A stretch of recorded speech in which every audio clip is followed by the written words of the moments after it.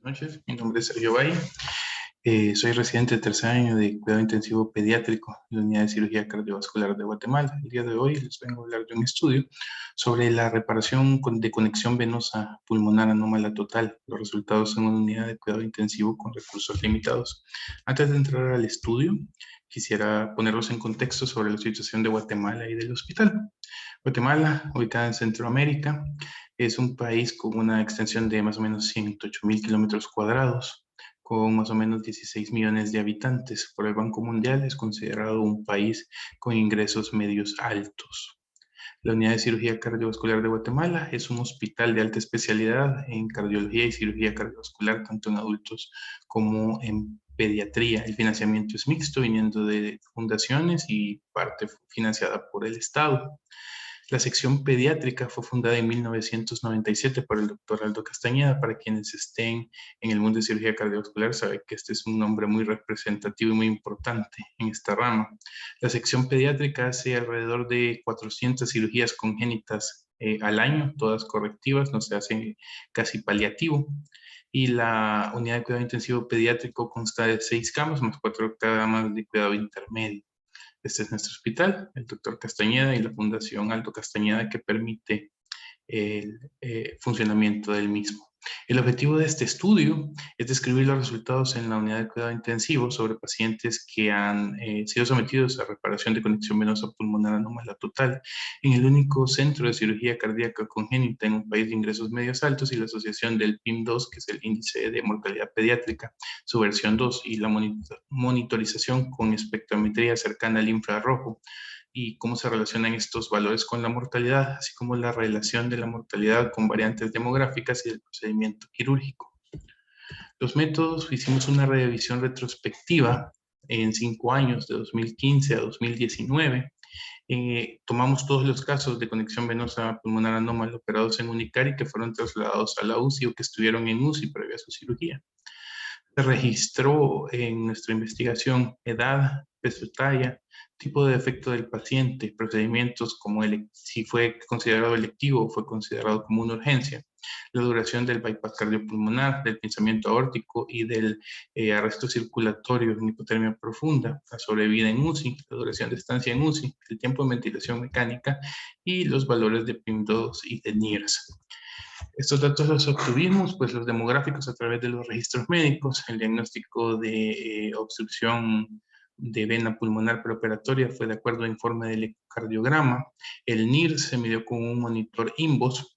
Se hicieron mediciones cerebrales bilaterales, o sea, ambos hemisferios, y se sacó la media de estos valores a la primera hora y a las 24 horas de estancia en UCI.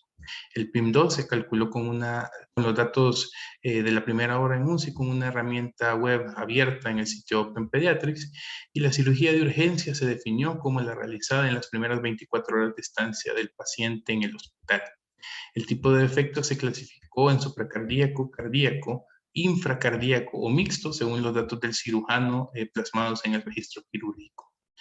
En la parte estadística se utilizó el software Stata13 para analizar y recolectar los datos. Se utilizaron medias con rangos en desviaciones estándar o medianas con rangos en percentiles o porcentajes, según fuera necesario, para describir los datos. Se hizo análisis en ANOVA, McWhitney o pruebas de chi cuadrado para evaluar las diferencias entre grupos. Y para la parte ética, pues el estudio fue revisado y aprobado por el Comité de Investigación y Educación de UNICAR.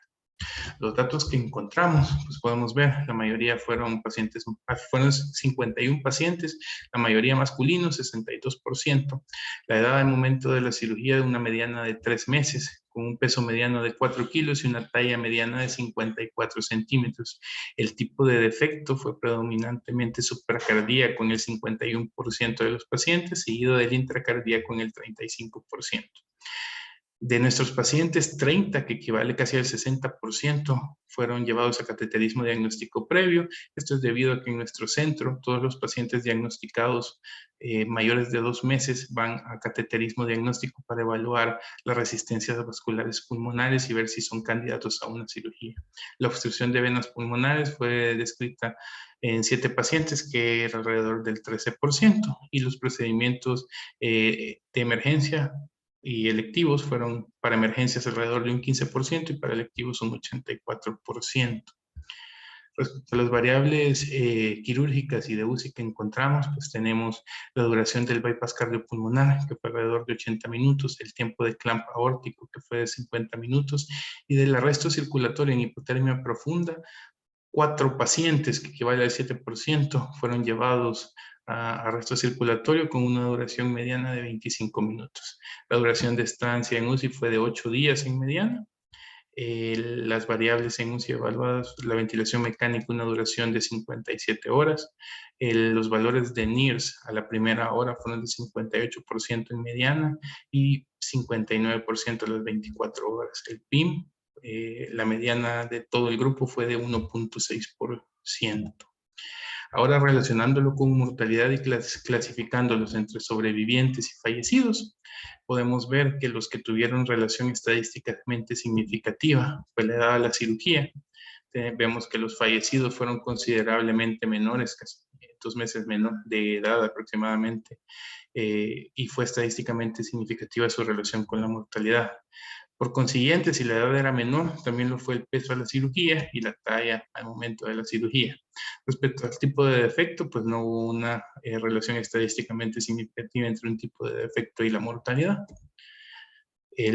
Respecto a las variables, otras variables, la cirugía de emergencia sí fue un dato significativo. En los fallecidos fue más probable que tuviera una cirugía de emergencia. Asimismo, el arresto circulatorio, el hecho de que el paciente entrara en arresto circulatorio con hipotermia profunda fue relacionado con mortalidad, no así su duración. Y el PIM2 sí se relacionó. Los fallecidos tuvieron un PIM2 considerablemente mayor, 9.2 versus 1.94 de los que sobrevivieron. NIRS no tuvo ninguna relación con la mortalidad, al menos en nuestro estudio. Sobre estos resultados, también comentarles la mortalidad global fue de 23.5%. 12 pacientes de estos 2 fallecieron durante la cirugía. Ambos estaban ingresados en intensivo desde previo a la cirugía y por tanto estaban más inestables que el resto.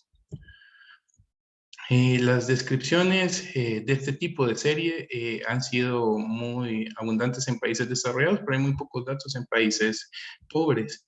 La edad, el peso, la talla y la indicación de emergencia de cirugía se relacionaron con mayor mortalidad. Esto es interesante porque consideramos que aunque nuestra mediana al momento de la cirugía era de 3 meses y nuestra mediana de peso se relacionó también a eso, que fue de 4 kilos, sigue siendo superior a la mayoría de las series.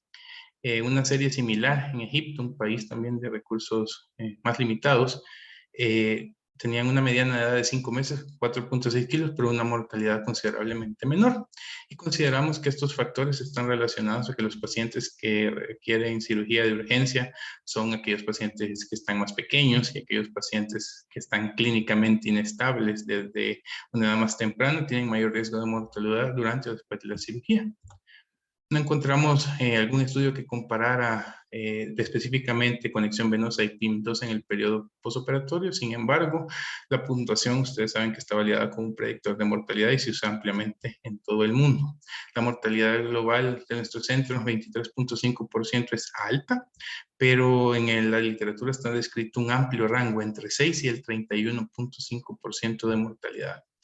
Desde 2017 contamos con NIRS, pero esto no significa que se lo podamos poner a todos, sino que por los recursos limitados debemos elegir a nuestros pacientes, ¿verdad? Y nuestros datos no son consistentes ya que no se mide de forma rutinaria. Hay un estudio que sí demuestra en 2017 que sí hay relación entre el NIRS a la primera hora y a las 24 horas como pacientes y mortalidad. La limitación es que es un estudio retrospectivo y que los datos pues dependen de que se hayan conservado bien en los registros clínicos. Nuestro estudio no incluye pacientes con fisiología univentricular, cosa que se hace en los estudios de países desarrollados, porque por la complejidad de los casos nosotros no los operamos. El poco tiempo que evaluamos disminuye el efecto que puede tener distinto periodo y cómo ha ido evolucionando la técnica quirúrgica y la disposición de tecnología en nuestros resultados. El NIRS, pues como les comenté anteriormente, no es estandarizado su uso en nuestra unidad y este estudio es importante porque describe la experiencia de un programa de recursos limitados con una patología que históricamente tiene alta mortalidad. A manera de conclusión, la relación significativa entre mortalidad, edad y peso, así como la talla, se asocian a mayor mortalidad, pero estos factores son difíciles de modificar, puesto que o estos pacientes ya vienen clínicamente comprometidos, o acciones como diagnóstico prenatal o la disponibilidad de centros de alta especialidad para este tipo de pacientes dependen de cambios en el sistema de salud y grandes inversiones. Confirmamos que el PIM2 puede ser una puntuación pronóstica de mortalidad en un escenario distinto a su descripción original, que era en una UCI pediátrica. Y a pesar de las limitaciones, consideramos que este estudio es importante porque permite comprender pues, cómo esta experiencia y los resultados de una anomalía congénita con alta mortalidad puede ser útil para otros estudios en la región. Gracias y les dejo mi correo para mayor datos o preguntas que puedan tener. Saludos.